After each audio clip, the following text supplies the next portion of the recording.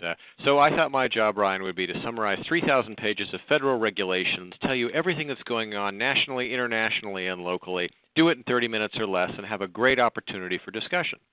Sound okay? So let's start. I'm sure in your coursework you've heard a fair amount about meaningful use and what the Obama administration has tried to do to enhance the use of healthcare IT in the United States. But recognize it really isn't about healthcare IT for healthcare IT's sake. It's about truly making a difference in the care we deliver to patients.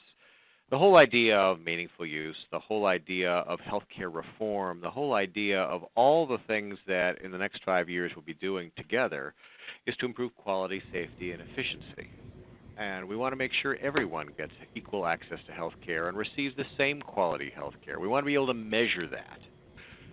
We want to make sure that patients and families are engaged. And for everybody on the call, I know we're all concerned about privacy, so I'm going to give you my consent at this point. You're going to hear about my medical record, my wife's medical record, my mother's medical record, and they have all consented for me to share the details with you. So it's okay.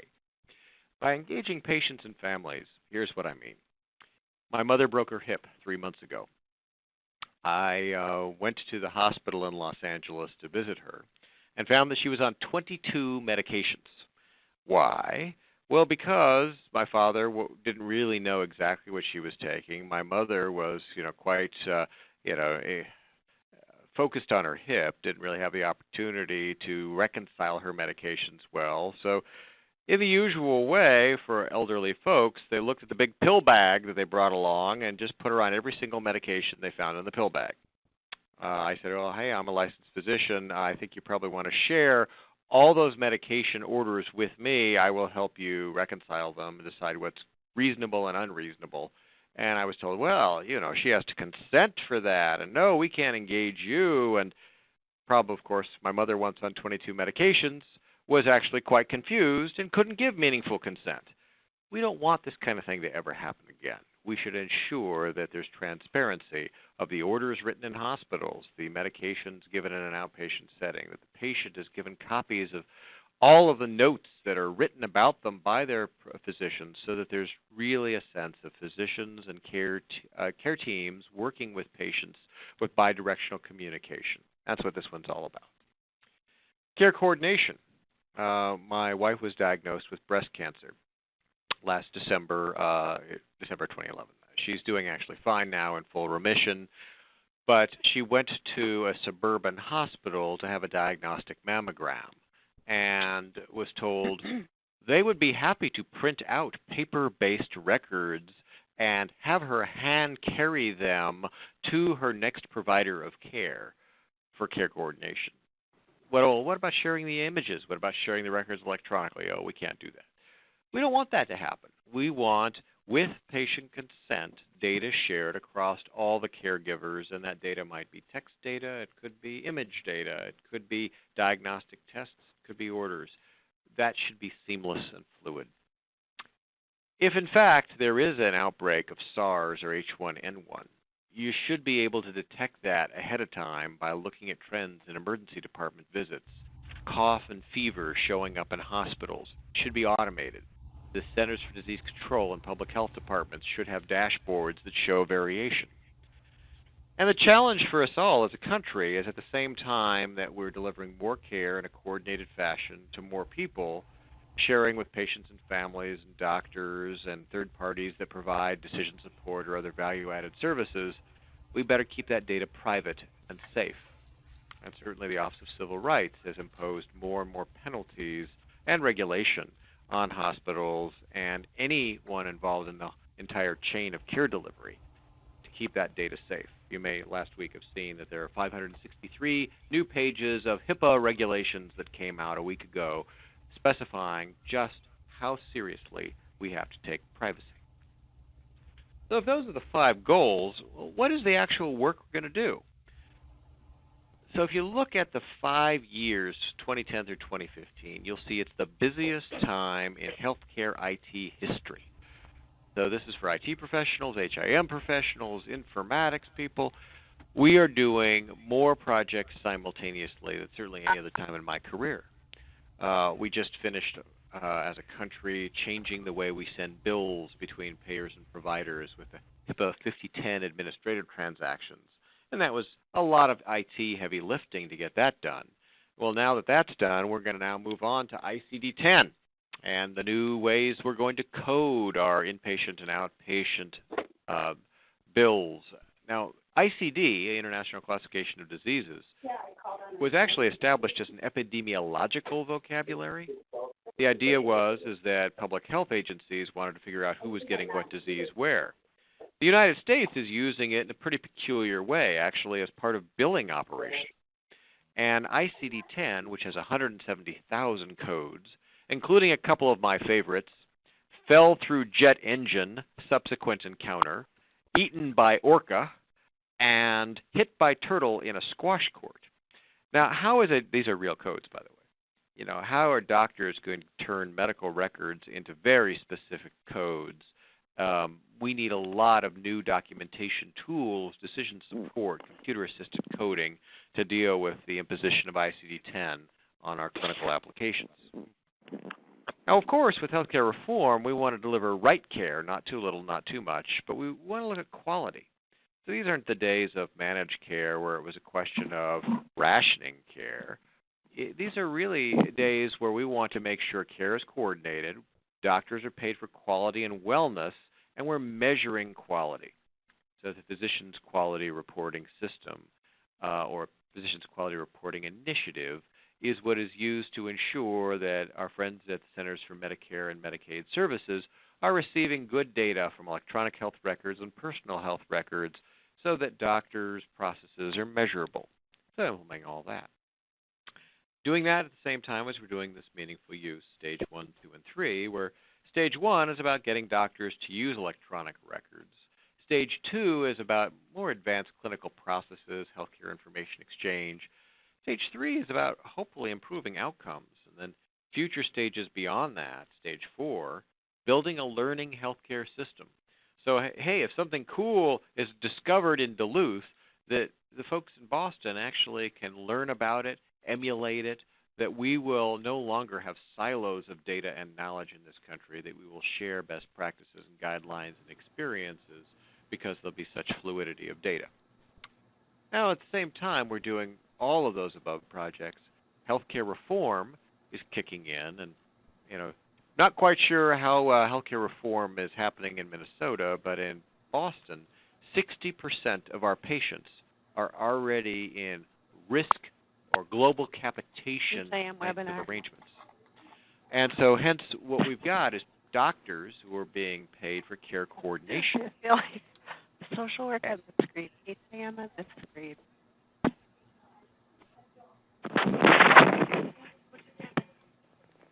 Hey, so far so good. People are being very good. I heard dogs barking. This is good. And so accountable care organizations certainly are forming quite rapidly in the Massachusetts area, where what you're seeing is doctors and hospitals, home care, skilled nursing facility, long-term care, they're all coming together with the idea that if we're going to be in these risk kinds of arrangements, we're being paid for keeping patients well. We actually don't want redundant MRIs. We actually don't want them to come to the hospital.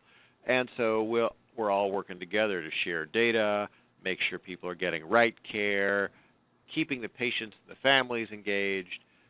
So new reimbursement methods, like the ones you see here, value-based purchasing, no longer paying for hospital errors or readmissions, and accountable care organizations are really aligning incentives so that doctors and hospitals, skilled nursing facilities, long-term care facilities are all trying to do the right thing. So this is 5 years of more change happening than ever before in history. Now again, you've probably talked a bit about meaningful use, but let's take a quick look at this next stage of meaningful use, which is 2013 to 2014.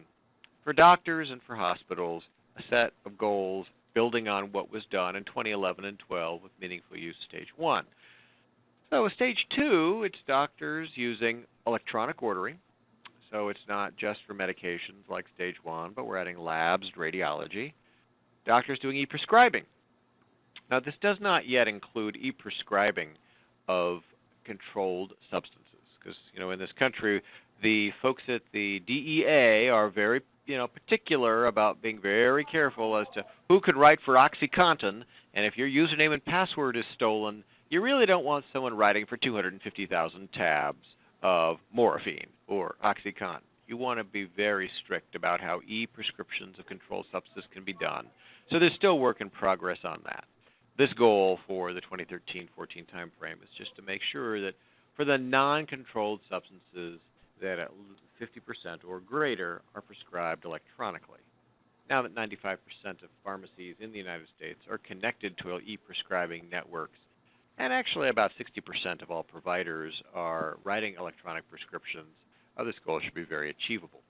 Of course, we want to record things like demographics to make sure we can study disparities in care, get vital signs recorded so we can look who's got a body mass index of 30 and might benefit from an exercise program or from education about healthy eating.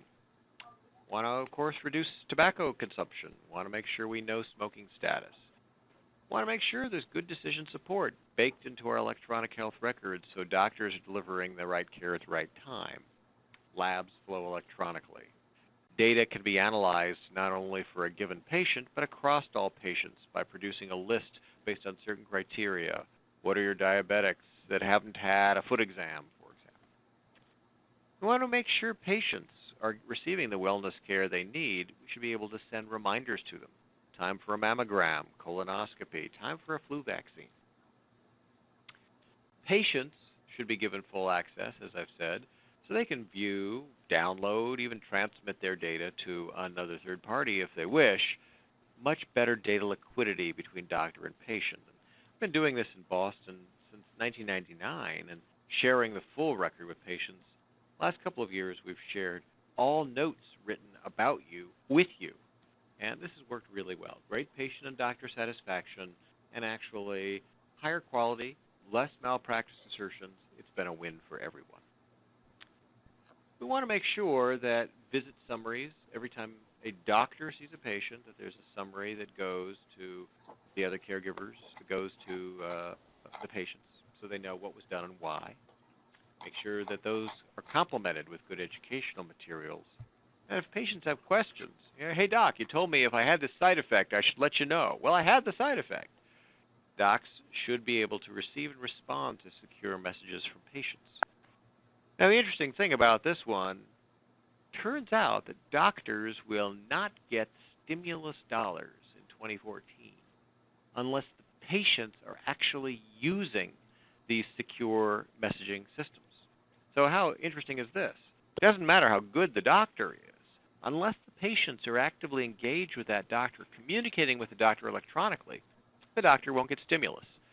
And lest you think this is unfair, we are already at about 25% of our patients using full electronic secure messaging and downloading their records because the doctors have told them this is the way that we can all communicate most efficiently. So the doctor does have a lot of control over what the patients do. If a doctor recommends it, patients will certainly do it. Need to make sure medications at transitions of care are well understood. And it can be very hard when you've got a primary caregiver and specialists and emergency department visits and hospital visits to get the medication list right, as I mentioned with my own mother. Now we need to send data from places like specialists back to PCPs or emergency departments back to primary care providers fully electronically for at least 10% of our transitions. And so today, when a patient is referred from our primary care doc to a specialist, often the patient arrives at the specialist. Specialist has no idea what the problem is, no idea what medications or therapies have been tried, no idea what diagnostic tests have been done. So we want to prevent that from happening in the future. Want to monitor immunizations of all our kids, share that as needed with, say, school nurses or other providers of care. And we want to keep everything quite secure. And so that means a security analysis should be done to make sure that our, in this case, doctors' offices, our multi-specialty practices, aren't doing stupid things like putting wireless access points on their network without appropriate protections so that patient-identified information might be hacked. Want to prevent that. Now, hospitals have fairly similar goals. One that I'll just highlight as different is electronic medication administration records. The idea that when you're given a pill, we know the right patient received the right dose of the right substance at the right time for the right reason by the right person. And so we want to get these things right.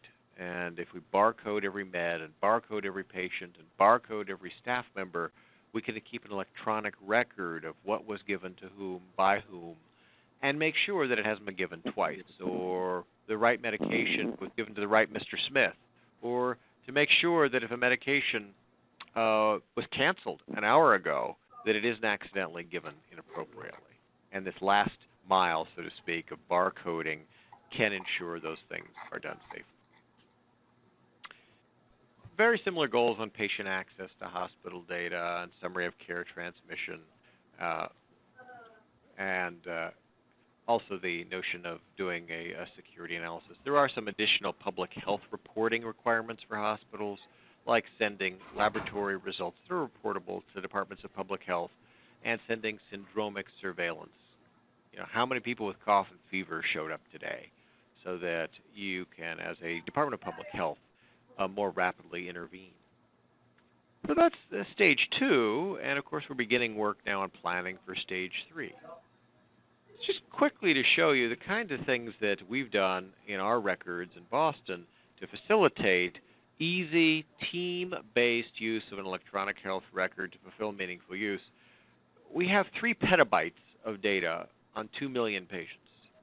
And we have written applications that show that data on any device to any authorized user via the web. So you have about 1,000 of our doctors using iPads, got about 7,000 iPhones out there, and we've created this secure mechanism of delivering to authorized people the information they need to know. So with patients who have complex medical histories, instead of having to go through hundreds of pages of records, we try to show on one page what's current, what's most salient about that patient's care, so that you can deliver that safe, coordinated care. This just shows you, we're showing the problem list, the labs, visits, to-do list, alerts, reminders, medications, these sorts of things on one page.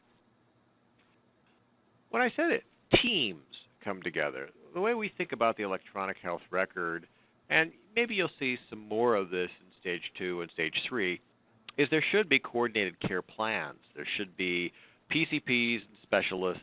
There should be hospitalists. There should be emergency physicians all working from the same record, seeing the same information. So what you can see is our problem lists are actually created by the team, by all the caregivers in a multidisciplinary way, and anyone can add to the problem list information. Our medications are similarly specified by the team, where any team member, any caregiver can discontinue or inactivate, can annotate that the patient may be taking it differently than it was prescribed or not taking it at all.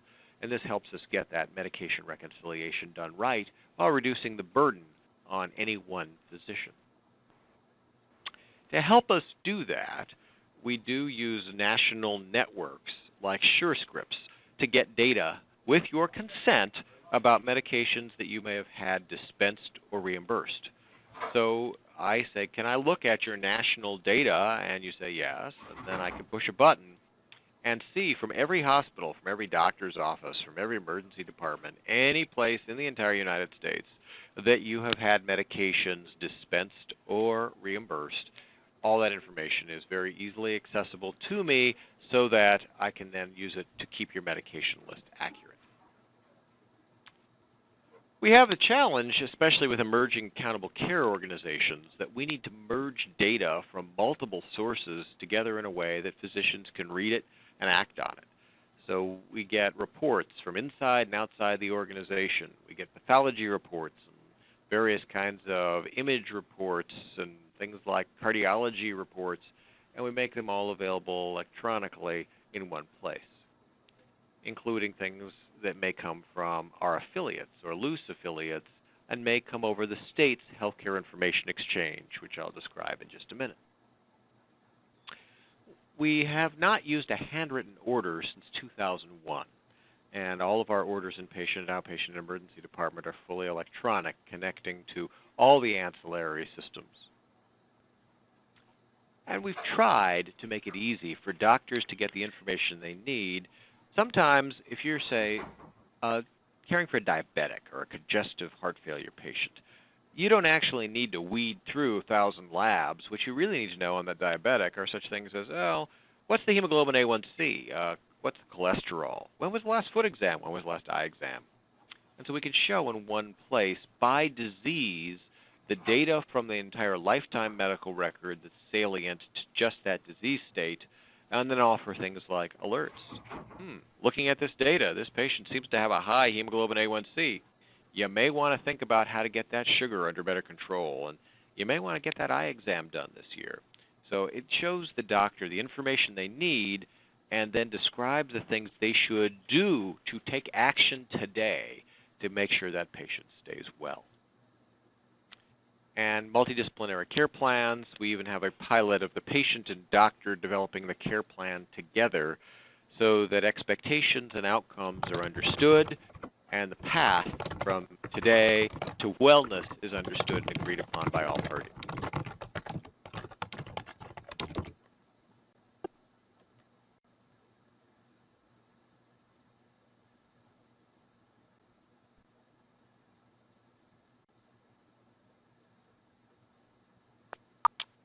No problem. And, I can actually interpret all those keystrokes. So they're on Twitter right now. Just kidding. Anyway, so health information exchange. As we as a country want to ensure more data is shared for more purposes, but shared securely, you will see regions of the country. You'll see third-party vendors like SureScripts. You'll see EHR vendors like, say, eClinicalWorks or Cerner developing health information exchange capability.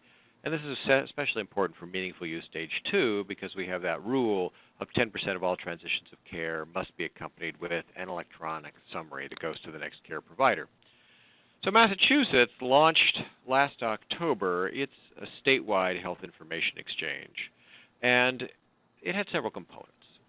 We decided that we would credential every healthcare organization in the Commonwealth and give them a digital certificate. So there's a set of processes that bring you into our trust fabric that give you a digital certificate as to who you are and that you're a good person. There's a directory of all of our providers. And then there's the secure mechanisms for, in an auditable way, transporting data from point A to point B, ensuring that it is not interrupted, intercepted, or modified along the path. This is a multi-phased program. We went live with phase 1, and now we are building our phase 2. And let me describe the difference between a phase 1 and phase 2. So phase 1 was, so Ryan comes to see me in the emergency department. I deliver care, I write some medications, and then when we're done, I send a summary of all that care with the follow-on instructions back to Ryan's primary caregiver. It's a push kind of transaction from me to Ryan's primary caregiver. Now, much harder is the idea of a pull transaction. How about this? Ryan, you actually have data in primary care offices, specialist offices, and one other hospital across town. And you come to see me in the emergency department and you are unconscious. You are not capable of consenting.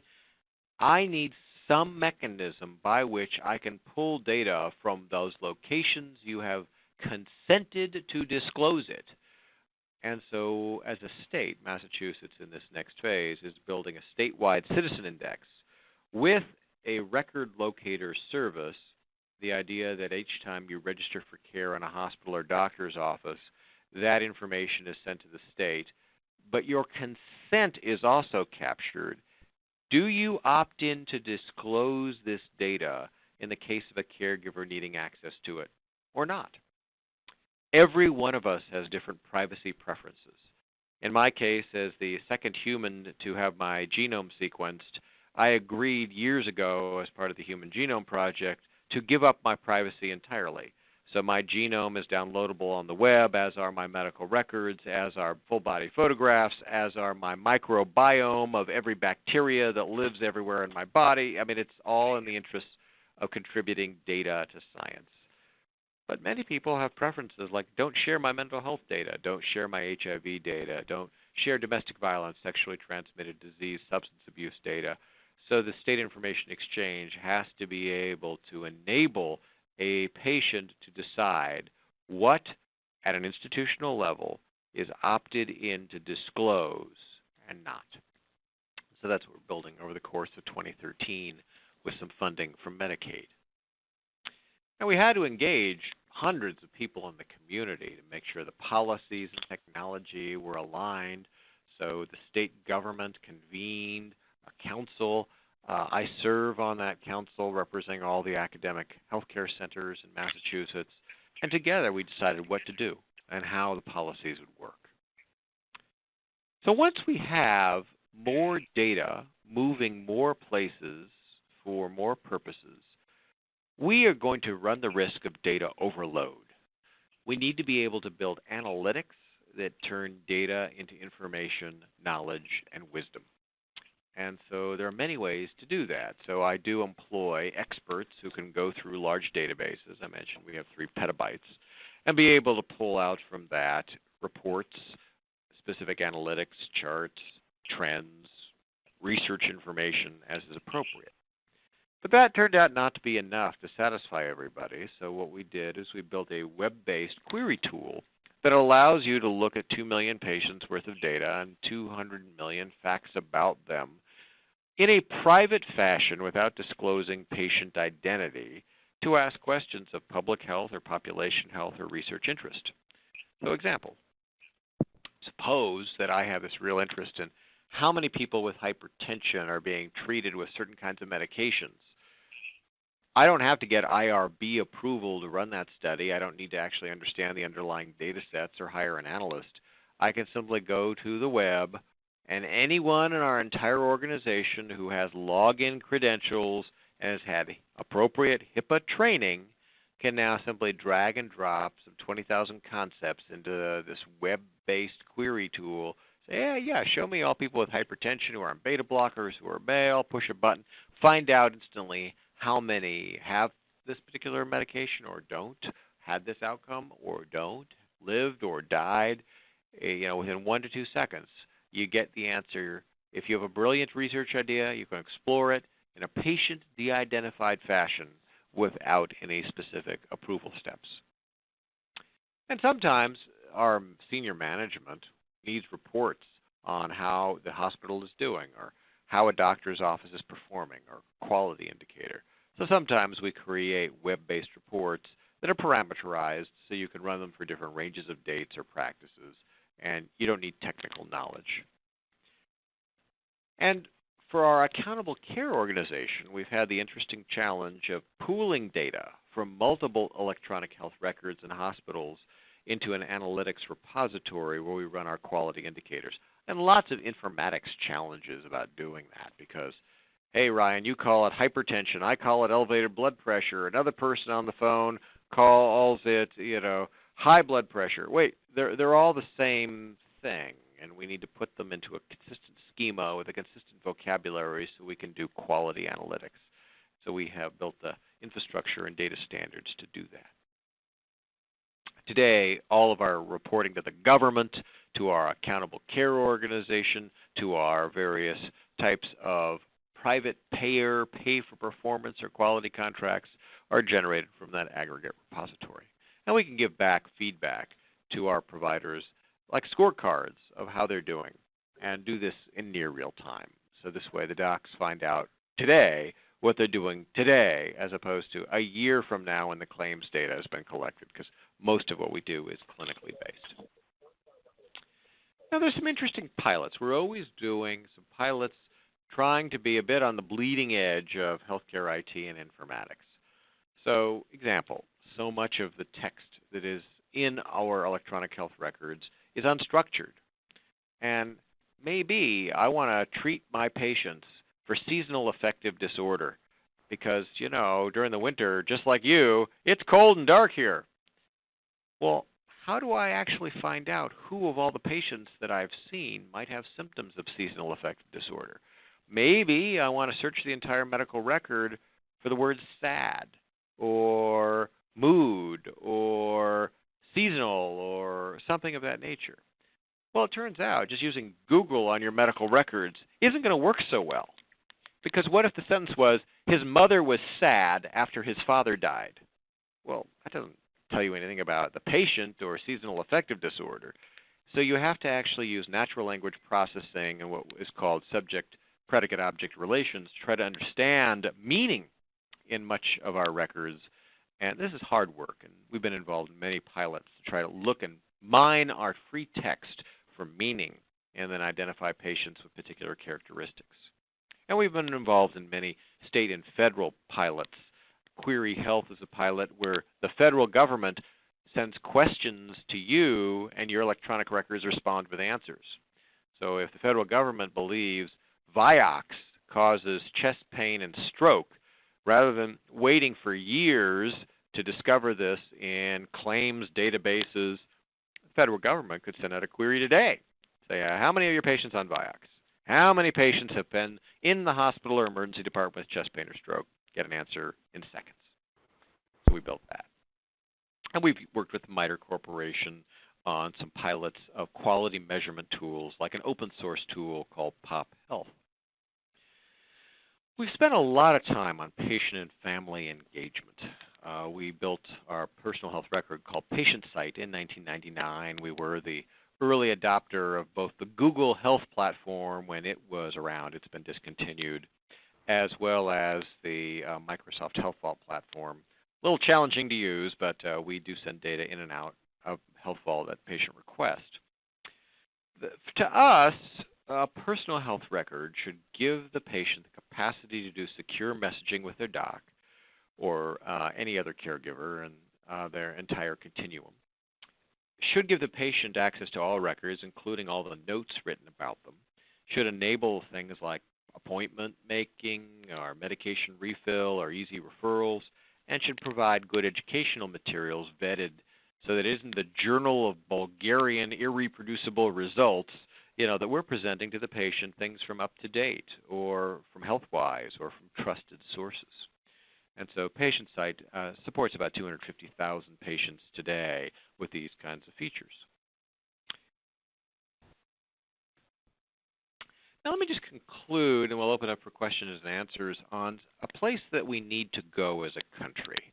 So if meaningful use stage 1 was get the electronic records in, stage 2 is more about sharing, engaging patients, decision support, and stage 3 we want to get to improved outcomes.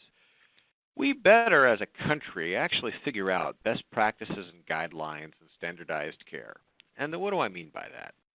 Well, so I trained in residency 30 years ago. And 30 years ago, my chief resident told me that whenever somebody comes in with the worst headache of life, you order a head CT. Okay.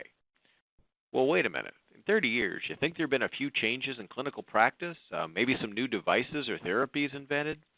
Shouldn't I be able to, in my electronic health record, at the point of ordering, say, I have a 450-pound claustrophobic pacemaker, implanted patient with the worst headache of life. And boy, then within 2 seconds comes back, okay, well, let's see. Here's some certain characteristics about a patient. They are a patient who's rather large. You probably will have a hard time with the MRI scanner and the pacemaker. Well, that's a contraindication. They're allergic to shellfish. Can't give them contrast. Here's the right study for that patient, which is going to look at risk to the patient, efficacy of the study, radiation exposure. And the patient and doctor together can look at this and decide, well, what is going to meet the goals of therapy or diagnosis, what is going to meet the care preferences of the patient, and order that right test. It's not about cost. It's about getting the right test that's going to get you the result you need for good care. Ideally, this would be curated at a national level so that any of our electronic health records could query these kinds of tools and that we would get some consistency of practice. Because so much of medicine today is apprenticeship. My chief resident 30 years ago told me so, as opposed to evidence. So we built a system like this a couple of years ago, and all our radiology ordering is now done with the benefit of about 1,000 rules crafted by the American College of Radiology, some of our expert radiologists, and some of our payers. And the payers in our area have all agreed to just pay for any tests that are ordered through the system without question because they're evidence-based. So that's why by the time we get to stage 3 of meaningful use, you'll see a lot more language about more decision support, more external evidence, getting data from curated sources at a national level to ensure safe, quality, and efficient care. So lots more going on. Be in Washington again on Tuesday, working on healthcare information exchange. You'll see over the course of 2013, we'll finish up stage 3 of meaningful use. We'll ensure privacy is protected, work on a whole variety of new data standards to try to reduce barriers for data transmission across patients, providers, and payers. So Ryan, hey, I promised to leave plenty of time for questions, and so we got 15 minutes or so, and happy to open it up to you folks.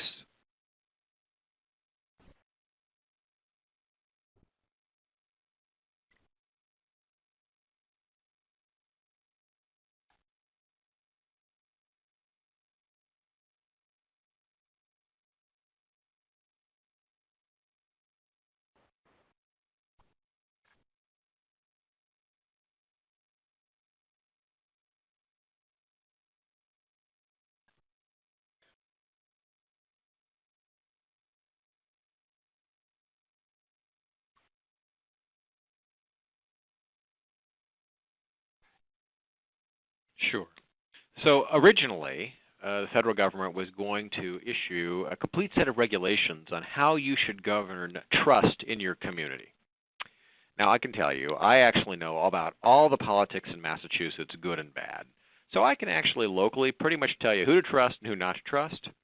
I don't have the first clue in Massachusetts whether Mayo Clinic and Park Nicollet, are they good trading partners? Maybe yes, maybe no. But I bet, you do. And so the federal government basically said, it's going to be really hard to come up with national one-size-fits-all regulations about who can send data to whom and how you establish trust in your local community. So instead, what's being talked about at the national level is guidance, a rubric. How is it you should think about meaningful consent and identity management and non-repudiation as opposed to you must use this standard and this software product and this protocol. And the local entities that participate would then be given the flexibility. Massachusetts, for example, requires opt-in consent to disclose data, so the patient decides what gets disclosed. New York City has opt-in consent to view, so the patient says to the doctor, I'm in the office now, you can view it. Indiana has opt-out consent to disclose. Right? Every locality has implemented something slightly different from a data governance perspective that is pleasing to the culture and the participants in their community. And they're all fine. I mean, as long as the patients have ultimately some kind of control, we'll respect their patient privacy preferences. So what you'll be seeing increasingly is more and more just rubrics, guidance, but it will be up to you locally how you implement that guidance.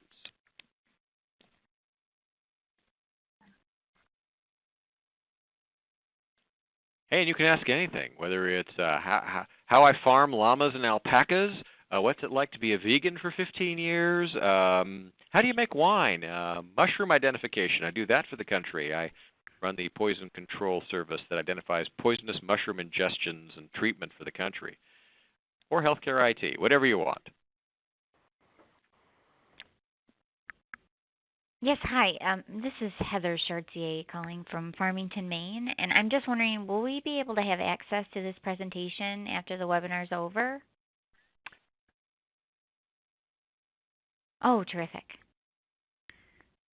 And Maine is doing some fabulous things. Dev Culver, my friend up there with the Maine Healthcare Information Exchange, and some really good, interesting architecture in Maine. Whereas Massachusetts has done much more of a federated model where we keep the data within the hospitals and doctors' offices and push it around. Maine has chosen, and it's a practical approach for them, to actually centralize data into repositories where they can be queried. And they've worked out the governance, they've worked out the architecture. It's working really well. So every state doing something a little different, but we're all learning from each other.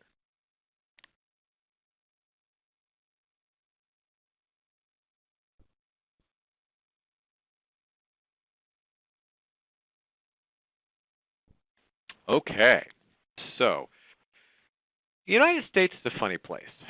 You know, we don't have actually one set of privacy laws. We have 56 sets of privacy laws. Every state and every territory has their own approach to privacy. The best we are going to be able to do, and I know this is going to sound a little bit nutty, but this is the United States, is to say if Minnesota gets its act together, and Maine gets its act together, and Massachusetts gets its act together, well then, once we've actually dealt with healthcare on a local level, because most of our healthcare is local, then we can move on to the problem of how to get data from Maine to Minnesota. And the answer there is a set of standards and a set of trust policies. The hearing that I'm running in Washington on Tuesday is a lot about what are those trust elements, technologically and policy-wise, that would be necessary for states to send data back and forth across state lines. Now let me just, again, sort of illustrate how hard this problem is. It's not a technically hard problem. It's a policy hard problem. In Massachusetts, we believe it is in the public good to gather all immunization data about all our kids and send it to school nurses to make sure that the kids are getting the right immunization and everybody's healthy. In New Hampshire, it's illegal. Now, I don't know if they're folks from New Hampshire, but I have many, many good friends in New Hampshire, spend a lot of time climbing in New Hampshire. They all have license plates that say, live free or die. And in the case of New Hampshire, it is their culture that they think the government gathering information about your kids' immunizations is too much government. And therefore, as the question asked, well, how interesting is this? One state requires it, and the other state bans it. And so as a country, probably the best you're going to be able to do is to say, well, in the interest of clinical care coordination, does New Hampshire agree to share care summaries from its residents with doctors in adjoining states? Oh, yes, it does. Okay, fine. So we do it. But you got to start local, get your care coordinated in the 25 miles around your home, and then start thinking about the problem of going farther afield. And that's what the NWIN, or Nationwide Health Information Network Project, is about, is creating some of the standards and the policies that will allow state-to-state sharing once the local problems are solved.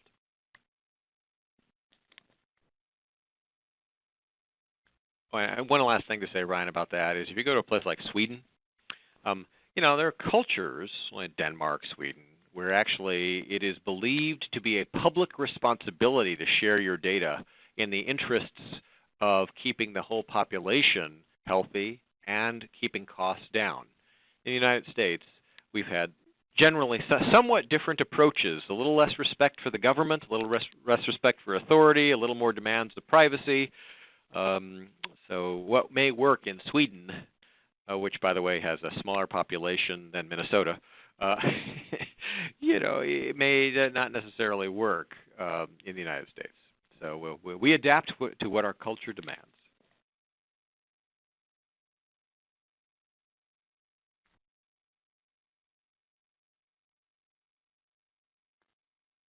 Yes, I have one, Ryan.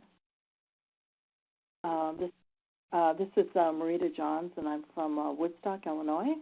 Mm-hmm. And the question I have for you is kind of more internally in your own organization of the structure that you have for managing data quality and things like master data management, metadata management, those things that kind of go under the umbrella of data administration or data governance. Sure. So all of our data is perfect, isn't a problem. Just kidding. So what is she talking about? So the fact is that gender is mistyped 3% of the time. Race, ethnicity, notoriously bad. So what you end up doing is as you develop data marts and data warehouses, you develop a sense of just how good is the data at its source. And there's a cost to curating data.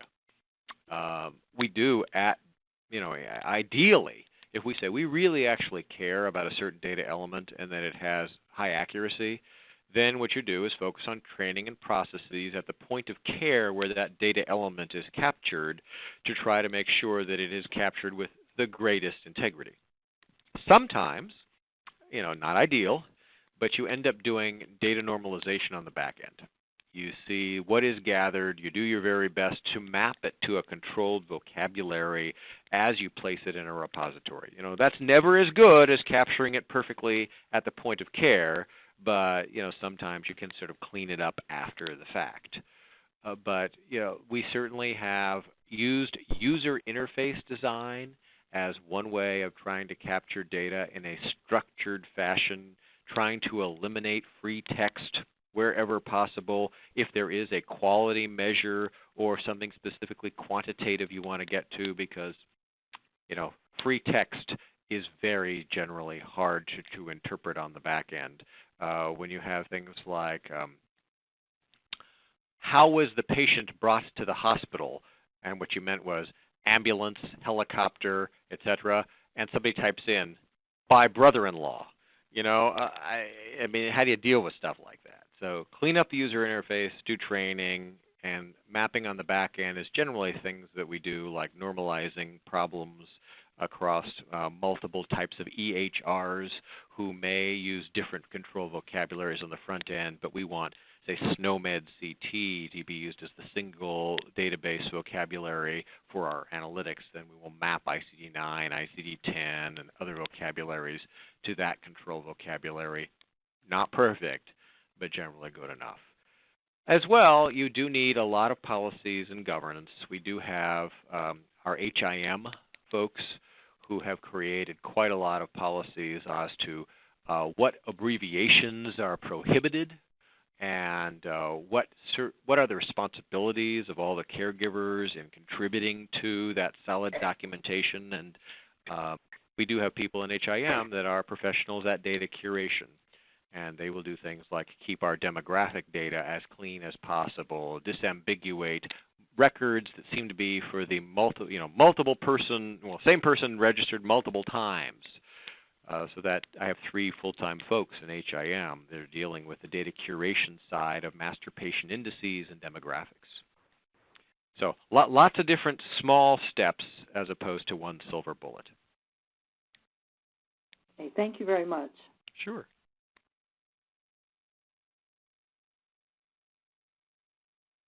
Yes.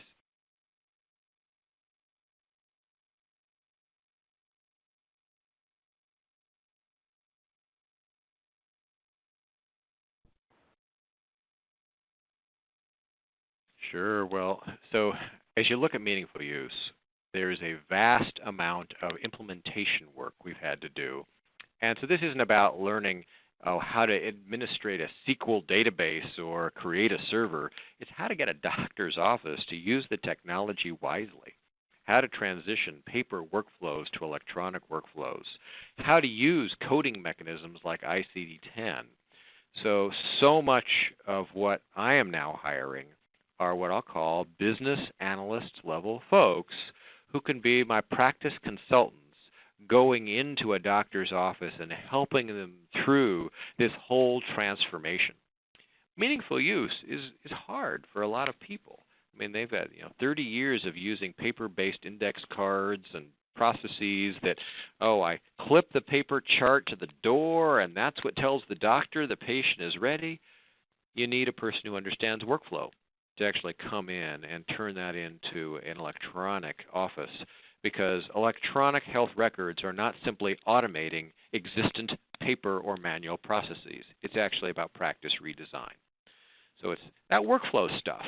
And certainly as we move to ICD-10, there's a whole lot of work on training and education around ICD-10 it's going to be absolutely necessary. We need thousands and thousands of people to join the HIM ranks and help us with inpatient and outpatient coding as the new coding system takes effect October 1 of 2014.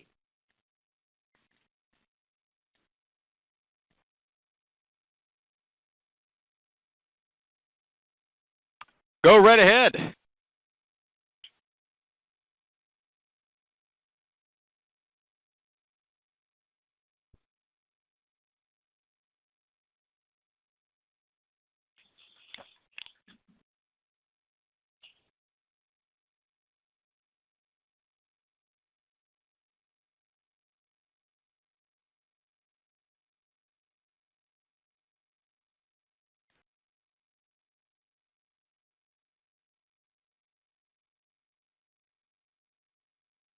Right. So each of my hospitals has a clinical documentation improvement set of projects. So this is where it gets hard. Of course, we do everything we can to educate our clinicians, the HIM professionals, try to offer feedback, but especially as you move to ICD-10, the level of clinical documentation that is actually required to justify a code is far beyond any clinician is entering today. So as an emergency physician, I say, he broke his arm. Well, wait a minute, ICD-10 requires, is that left or right? Is that distal or proximal? Is that open or closed? Is that compound or simple? And so the technologies we are working on now as part of clinical documentation improvement is partnering with several organizations, several vendors on computer-assisted coding, templated data capture, real-time feedback to clinicians. The only way you're going to get to effective ICD-10 implementation is to get the source documentation a whole lot better than it is now. So example, I write a note, I say he broke his arm, I hit save, and it comes back with, you forgot the laterality, you forgot distal or proximal. Fill in the details, buddy. Won't allow you to save the note until you capture that information accurately. In the past, clinical documentation improvement's been education and training and templates.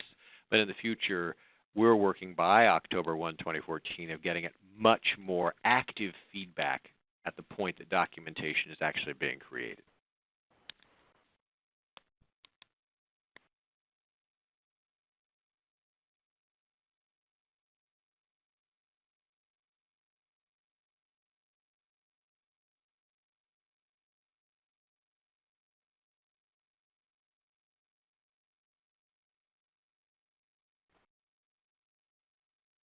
And I live by email, so of course, you got my presentation, you got questions, you got issues.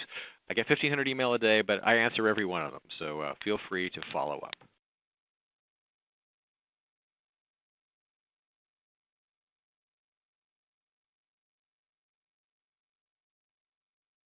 geekdoctor.blogspot.com. Good. You have a good day. Thank you.